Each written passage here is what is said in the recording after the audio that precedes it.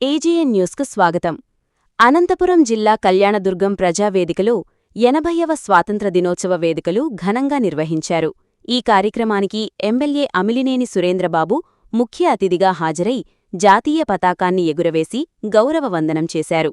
అనంతరం స్వాతంత్ర సమరయోధుల చిత్రపటాలకు పూలమాలలు వేసి ఘనంగా నివాళులర్పించారు.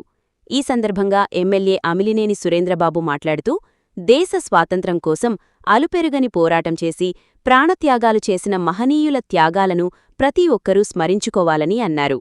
స్వాతంత్ర సమరయోధుల ఆశయాల సాధనకు ప్రతి ఒక్కరూ పునరంకితం కావాలని పిలుపునిచ్చారు.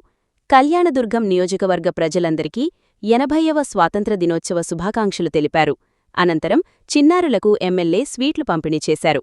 ఈ కార్యక్రమంలో టీడీపీ నాయకులు, కూటమి నేతలు, ప్రజలు పెద్ద సంఖ్యలో పాల్గొన్నారు. ఇది ఏజేఎన్ న్యూస్. మరిన్ని తాజా వార్తల కోసం మా ఛానల్ను సబ్స్క్రైబ్ చేయండి.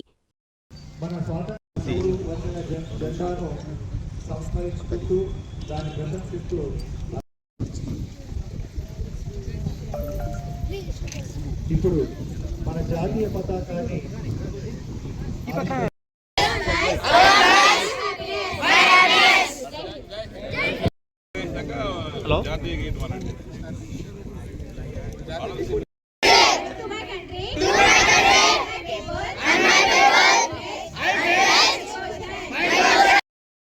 ప్రార్థనా గీతం